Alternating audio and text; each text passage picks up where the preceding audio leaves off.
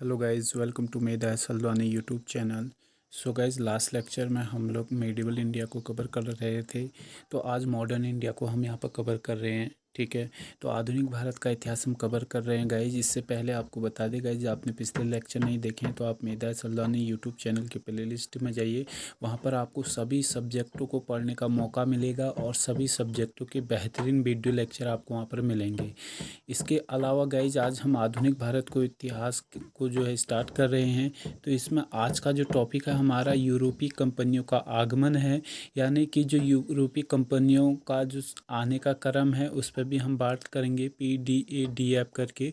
ठीक है ना, पुर्तगाली, डच, अंग्रेज, डेनिस और फ्रांसिस।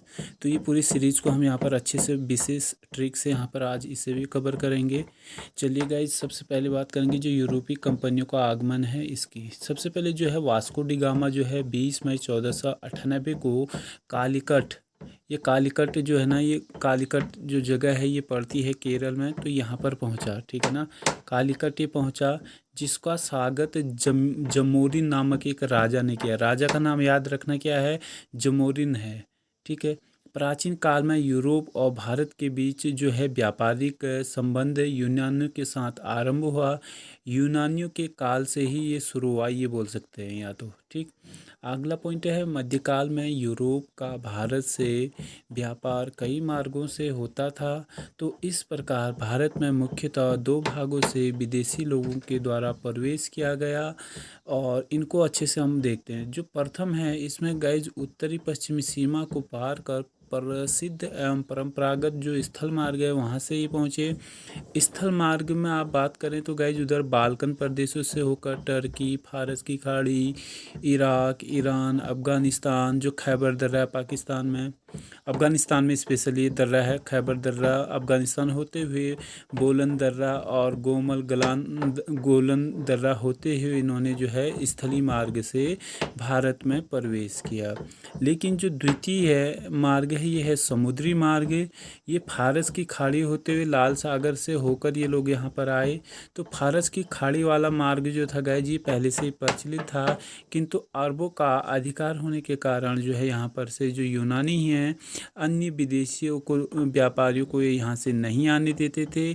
इसलिए कोई भी अन्य विदेशी व्यापारी यहाँ से नहीं आ सकता था फारस की खाड़ी वाले रास्ते से। ठीक है, जबकि जो लाल सागर वाला जो मार्ग था ना, एक कोहरे की वजह से जो है हमेशा कठिन था आना, यहाँ से दुष्कर मार्ग था बोल सकते हैं। ठीक है ना, कोहरे की वजह से जो है यहाँ पर आना जो है थोड़ा सा दिक्कत भरा था। इसलिए जो एशिया का अधिकांश व्यापार है ये अरब व्यापारियों के हाथ में था, जबकि भूमध्य सागरीय यूरोपीय व्यापार इतावली व्यापारियों के अधिकार में था।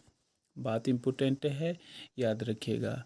अब बात करते हैं विदेशी व्यापार। भारत, विदेशी जो व्यापारी हैं ये भारत में क्यों आना चाहते थे, आखिर इन्हें भारत आने की क्या ज़रूरत पड़ी।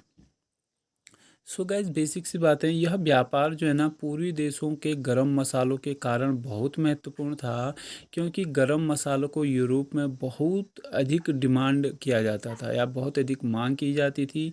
और ये मसाले यूरोप से बहुत ये मसाले जो है ना यूरोप में बहुत महंगे बिकते थे, क्योंकि जो है जाड़ों के समय में यूरोप में भीषण ठंड पड़ती है और नमक तथा काला या काली मिर्च डले जो गोश्त पर ही वे जो है ना जिंदा रहते थे, इतनी ठंड पड़ती थी वहाँ पर। इसीलिए आगे है ये व्यापारिक मार्ग 14वीं शताब्दी तथा निर्विरोध चलते, 14वीं शताब्दी तक जो है ये बिना विरोध के निर्विरोध चलते रहे।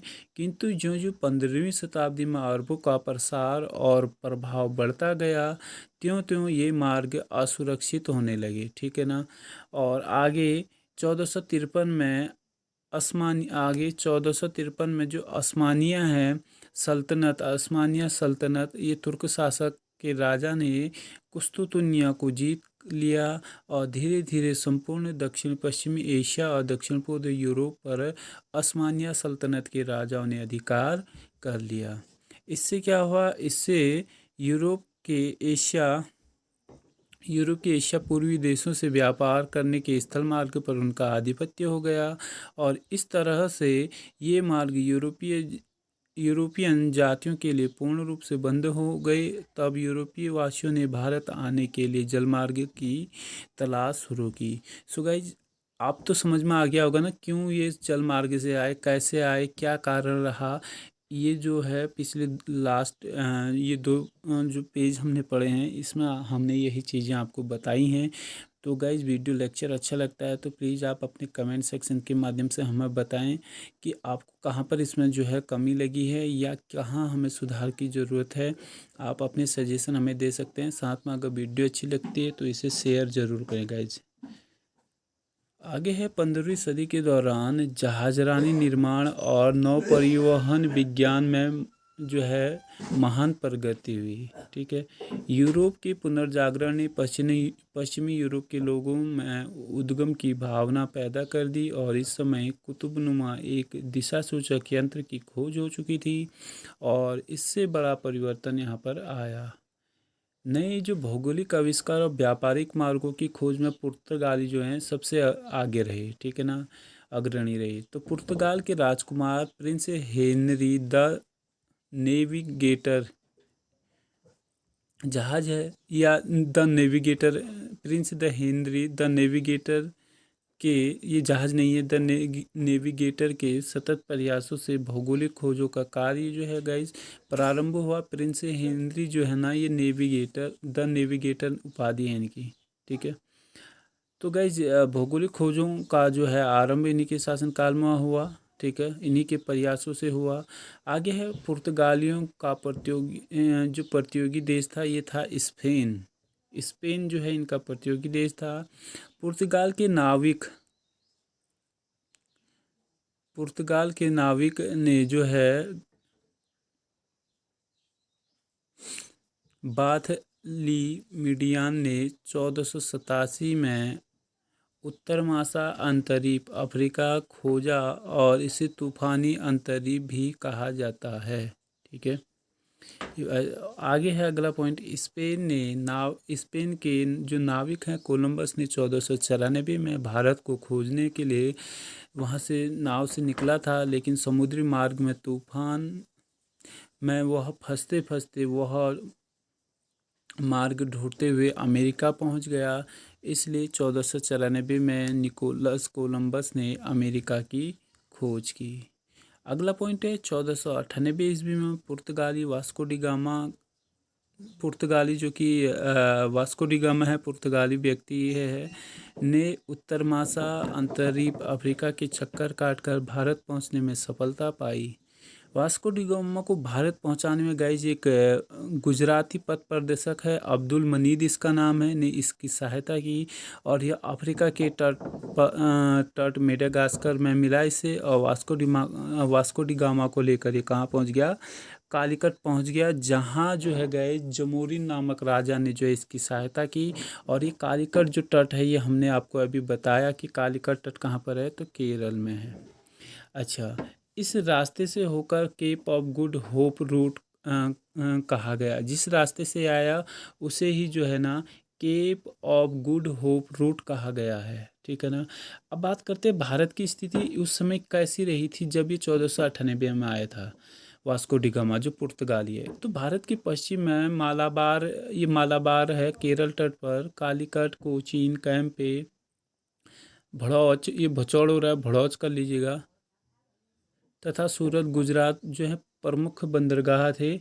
ये बंदरगाह ही पश्चिम देशों के साथ भारतीय व्यापार के प्रमुख केंद्र थे। इधर दक्षिण पूर्वी Asia, Bharat, Myanmar, Thailand, Colombia के मसाले, रेशम, चीनी मिट्टी आदि जो है प्रसिद्ध था।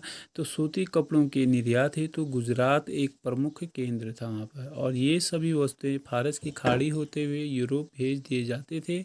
ठीक है, वहाँ विरोध हुआ तो इन्होंने इसे स्थलीय मार्ग की खोज की, ये हमने बताया, समुद्री मार्ग की खोज की।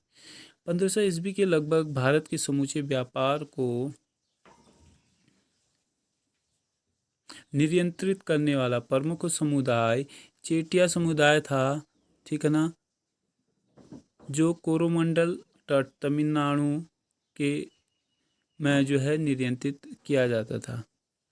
आगे है बंगाल की खाड़ी के समूचे क्षेत्र में और विशेष रूप से कोरोमंडल से विशेष रूप से कोरोमंडल से मलक्का तट के व्यापार में इनकी महत्वपूर्ण भूमिका थी और अंग्रेजों के समय में मलक्का अंतर्राष्ट्रीय बंदरगाह के रूप में बाद में उभरेगा। अंग्रेज अभी नहीं आएंगे, अभी डच आएंगे, उसके बाद अंग्रेज आएंगे।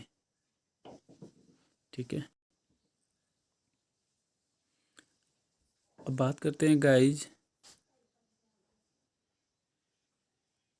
इस व्यापार में उनके साथ अन्य दक्षिण पूर्वी व्यापारी समुदाय चूलिया मुसलमान था।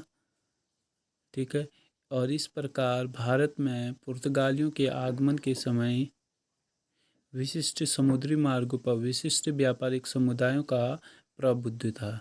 तो भारत में यूरोप वासियों के आने का जो क्रम है गाइज वह है PDADF ट्रिक है, यानी कि पुर्तगाली, डच, अंग्रेज, डेनिश और फ्रांसीस। तो ये भारत में यूरोपीय वासियों के आने का क्रम है। कंपनियों के स्थापित करने का क्रम आगे हम पढ़ेंगे। तो ये खाली यहाँ पर प्रवेश किए थे, ये क्रम इनका यहाँ पर ये बताया गया है। आगे है गाइस पुर्तगालियों की मंशा क्या थी, पुर्तगाली यहाँ क्यों आना चाहते थे। ठीक है, पुर्तगालियों की मंशा थी कि वे व्यापार करने भारत आए, लेकिन उनका छिपा हुआ एजेंडा था, वह था भारत में ईसाई मत का प्रचार प्रसार करना। अब ईसाई प्रचार करना क्यों इनको ज़रूरत हुई, क्योंकि उस समय तक भारत पर नियंत्रण अरब वासियों का था और पुर्तगालियों का गुप्त एजेंडा यह था कि अरब व्यापारियों को भारत से खदेड़ दिया जाए, जिससे व्यापार में उनका एकाधिकार हो सके, पूर्ण रूप से एकमात्र अधिकार उन्हीं का रहे। ये इनका मेन टारगेट था। आगे क्या होगा, आगामी 15 वर्ष में पुर्तगालियों ने अरब नौकाओं को पूरी तरह से नष्ट कर दिया। उन्होंने जहाज़ों को लूटा और अन्य आक्रमण किए तथा बंदरगाहों को भी लूटा और अन्य दमनात्मक कार्यवाही भी उनके द्वारा की गई। आगे पुर्तगालियों की सुदृढ़ शक्ति को परिप्रेक्ष्य में पुर्तगाल के शासक मैनुअल प्रथम ने 1501 में अरब, फ्रांस तथा भारत के साथ व्यापार का जो स्वयं को मालिक घोषित कर दिया। ठीक है, तो इस तरीके से जो है गाइज ये चला। आगे बात करते हैं पुर्तगालियों की। तो गाइज 20 मई 1498 को कालीकट के कप्पक डाबू नामक बंदरगाह पर वास्को डी गामा जो है अपना जहाजी बेड़ा उतारा था और जहां हिंदू शासक जमोरिन ने सद्भावनापूर्ण ढंग से उसका स्वागत किया, किंतु कालीकट में बसे हुए अरब व्यापारियों ने उसके प्रति वैमनस्य का भाव रखा था, वास्को डी गामा के प्रति। ठीक है ना, वह भारत से लौटते समय जो मसालों को लेकर गया उससे अपना यात्रा व्यय घटाने के बाद 60 गुना मुनाफा उसने कमाया, जिससे अन्य पुर्तगालियों को भी प्रोत्साहन मिला उससे। ठीक है, पॉइंट इम्पोर्टेंट है।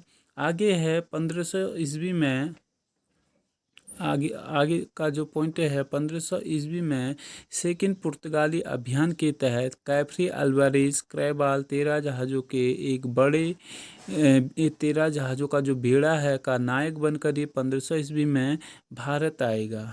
ठीक है, अब तो सिलसिला जारी रहेगा जी। आगे जो है पेट्रो ने जो है कोचीन और कन्नौज के शासकों से मित्रता की और 1502 में वास्को डी गामा वायसराय बनकर तीसरी बार भारत पहुंचा और उसकी मृत्यु कोचीन में हुई।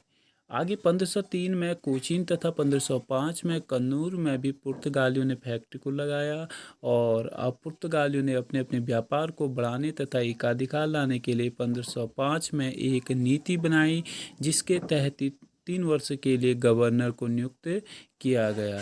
तो गाइज इसमें जो गवर्नर नियुक्त किए गए प्रथम गवर्नर थे फ्रांसिस्को डी अल्मेड़ा, 1505 से 1509 ईस्वी तक ये गवर्नर रहेंगे। उद्देश्य क्या रहा, पुर्तगालियों को दक्षिण पूर्वी एशिया के व्यापार को जो है सुरक्षित करना या उन्हें सुरक्षा प्रदान करना। यह शांत जल नीति लाया। ब्लू वाटर पॉलिसी कौन लाया, तो ये लेके आया था पहला जो गवर्नर है फ्रांसिस्को डी अल्मेड़ा। ठीक है, तो पूछा जा सकता है एग्जाम में, पॉइंट इंपोर्टेंट है। ब्लू वाटर पॉलिसी ये लाया शांत जल नीति, यानी कि यहाँ पर शांति की व्यवस्था की जाए इनके लिए। 1509 में जाते जाते वह गुजरात, तुर्की और मिस्र के संयुक्त बेड़े को भी पराजित कर गया। इस विजिट के परिणाम स्वरूप पुर्तगाली नौसेना हिंद महासागर में सबसे ज़्यादा शक्तिशाली हो गई और कुछ समय के लिए उन्होंने हिंद महासागर का नाम पुर्तगाली सागर भी कर दिया। तो ये पहले गवर्नर थे फ्रांसिस्को डी अल्मेडा। 1504 से 1509 ईस्वी, 4 वर्ष तक इन्हें गवर्नर रहे। सेकंड गवर्नर आएंगे अल्फाडो डी अल्बुकुर्क। 1509 से 1515, 6 वर्ष तक। इसे भारत में पुर्तगाली शक्ति का वास्तविक संस्थापक माना जाता है। तो इसके कार्य भी इतने ही अच्छे होंगे गाइस, इतने ही इम्पोर्टेंट होंगे पुर्तगाली के दृष्टिकोण से, तो उसको भी देखते हैं। सो गाइज, वायसराय गवर्नर बनने से पूर्व ही 1503 में एक जहाजी बेड़े का नायक बनकर ऑलरेडी भारत में आ चुका था और 1509 में पुर्तगालियों का गवर्नर इसे नियुक्त किया गया। इसका जो उद्देश्य था स्थायी पुर्तगाली आबादी बसाने की दृष्टि से स्वदेशवासियों को भारतीय महिलाओं से विवाह करने के लिए प्रोत्साहित करना, और उसने अपने क्षेत्र में सती प्रथा को भी बंद कर दिया। ठीक है, और इस प्रकार वह राजा राम मोहन राय का पूर्वगामी माना जाता है। अगला जो गवर्नर आएगा निनो डी कुन्हा आएगा 1529 से 30 तक। ठीक है, तो निनो डी कुन्हा 1529 से 38 तक क्या आएगा। अल्बुकुर्क के बाद जो दूसरा महत्वपूर्ण जो ब्लू वाटर पॉलिसी लाया, अल्बुकुर्क लेके आया। ठीक है ना। निनो डी कुन्हा के बाद अल्बुकुर्क के बाद जो दूसरा पुर्तगाली गवर्नर था वो था निनो डी कुन्हा। 1530 में ही कुन्हा ने शासन का मुख्य केंद्र जो है कोचीन से गोवा कर दिया। एक तरीके से राजधानी बोल सकते हैं आप अपनी। 1538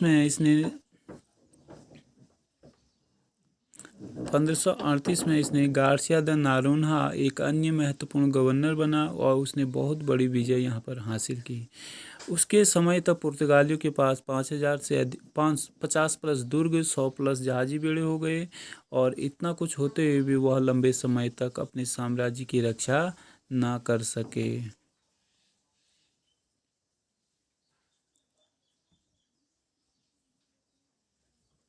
आगे है 1580 में पुर्तगाल स्पेन के साथ सम्मिलित हो गया और अपनी स्वतंत्रता इसने खो दी, और फिर उनकी हार का सिलसिला शुरू हो गया क्योंकि स्पेन में शामिल हो गया 1580 में। 1596 में फिर डच, 1599 में अंग्रेज ने दक्षिण पूर्व एशिया में प्रवेश किया और सबसे पहले पुर्तगालियों ने डचों से युद्ध किया, और फिर 1599 में अंग्रेजों से इन्होंने युद्ध किया। 1612 में अंग्रेजों ने पुर्तगालियों को भी पराजित कर सूरत में अपनी फैक्ट्री बना दी, और 1622 में होर्मुज में अंग्रेज और फ्रांसीसी सेना ने पुर्तगाल को पराजित किया।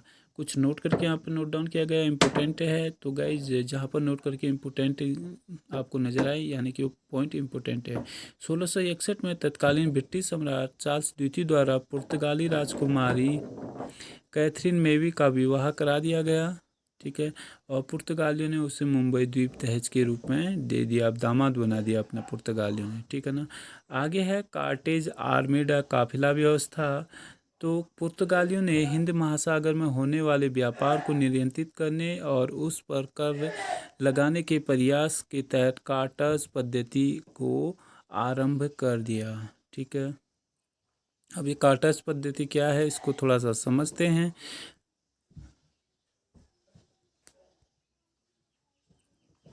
कार्टर्स का जो तात्पर्य ना ये था परमिट से, लाइसेंस से, और सभी को परमिट लेना अनिवार्य था और बाध्य करने के लिए आर्मीडा की शक्ति थी, और इस परमिट के बिना कोई भी भारतीय अरबी जहाज अरब सागर में प्रवेश नहीं कर सकता था। यहाँ तक कि पुर्तगाली अधिकार वाले क्षेत्र से व्यापार करने के लिए मुगल बादशाह अकबर को कार्टर्स लेना पड़ता था। अब बताइए आप, हमारे ही सीमा होकर हमारे देश की परमिशन ले रहे हैं यहाँ पर उनसे, पुर्तगालियों से।